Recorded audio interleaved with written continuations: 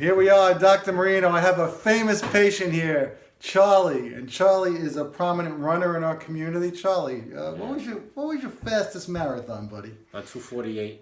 2 hours and 48 minutes. The winners are doing it in like 2:09 these days. Yeah, but they're 6 miles. They were 6 miles ahead of me though. Charlie is lugging along at about 50 miles a week at least, or more. Probably a little bit more now. Probably a little more. And he comes in for his adjustments. He comes in when he needs us, and we keep him all tuned up. He's a great patient of mine and a friend as well. So and I admire his persistence. He's still doing it, but many guys are not anymore, right? Trying to. So anyway, I'm going to show how I'm going to treat Charlie. So Charlie, I'm going to ask you that you get on the table. Okay. I'm going to go face down.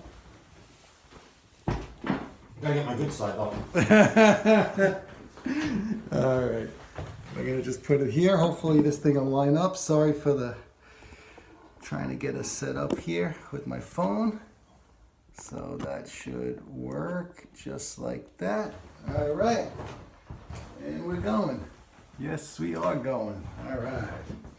So the first thing I'm going to do, Charlie jammed up his left hip the last time he was running. And we see a lot of little tweaks and little overuse injuries with him, but he stays at it. And what's your record for consecutive days running, Charles? I had 13 years at one point. 13 years straight without a day missed running. 13. I don't even want to get out of bed for 13 years straight. No, that's... 13 years straight without a day missed running. How amazing is that? So anyway, I'm going to make a contact on his lumbar spine.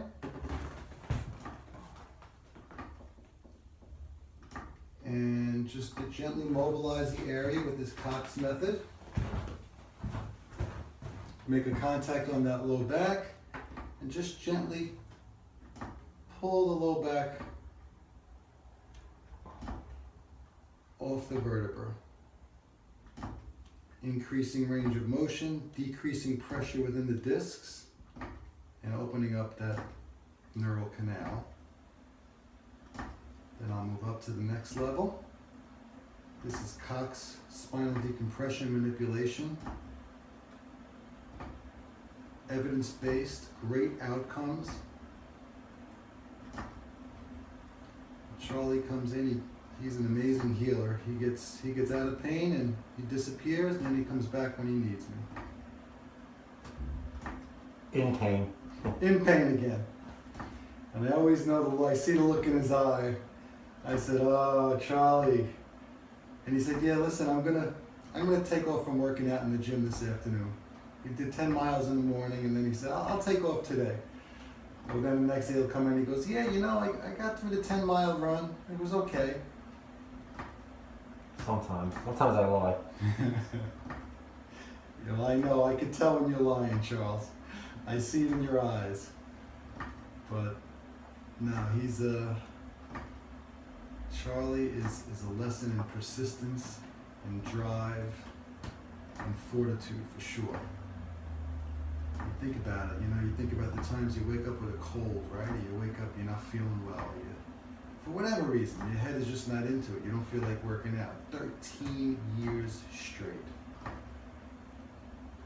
Amazing accomplishment. 2 hours and change marathon. That's amazing.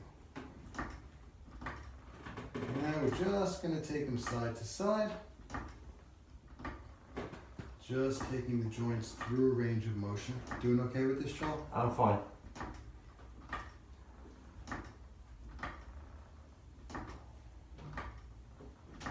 Nice figure 8 mobility here through the lumbar spine. Seems a lot looser this time than it was the last, right? Yeah, you're definitely doing better. Came in, I think, like a visitor 2 visits ago, I think, and he did remarkably better after the first visit, and this is even better. Actually, the first visit was a week ago today. A week ago, so you did 2 visits last week. Right. And you're not The second visit was remarkably better. You're not gonna need much more. But you're doing good here. This is moving great. We feel for mobility, flexibility of the joints. That's how I know the joint is healing. And now we'll make sure we stretch out the quads. Charlie tends to be a little tight, although he's doing good here. So Charlie, did you do your run this morning already? I did. Nice. What time do you get out there in the morning, Charlie? I was out by 7 this morning because it was a day off. Normally I'm out by 5:36. Yeah, today's a light day, so all those 20-degree days, Oh, I have to be Charlie's out there. out there at 6 a.m. Where I'm still nestled in the warmth of my bed. You okay with this? I'm fine. Just stretching out the quads and the hip rotators. Charlie has a little scoliosis here, so we'll do some work up in this area. I'll work his neck as well. A lot of pounding and compression on the spine from lugging those miles. So again, same thing, we make a contact underneath the occiput and apply a nice gentle long y-axis traction, and this will open up the disc spaces between the cervical spine vertebra. Feeling for good movement here. Move down to that next level.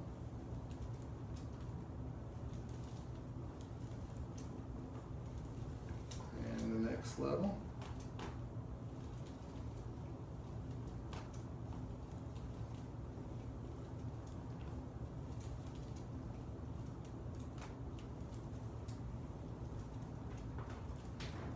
Reducing the intradiscal or disc pressures, which helps to reduce any disc bulges that could be potentially sitting on the nerve. Now we take it through a nice range of motion. Again, restoring flexibility to the cervical spine. That's moving nice. This is not really his problem at this point. So now I like to get up into this upper thoracic where he has this right-sided curve and just gently restore some mobility to this area. Nice and easy. Sometimes just lesser is more for patients. You don't have to do a lot of pounding and cracking and pushing, although I do use traditional methods as well. As in all cases, we have to appropriately choose the patient to get the best outcomes possible. And just mobilizing the spine. Is this feeling okay, Charlie? I'm fine. I'm good. No problem.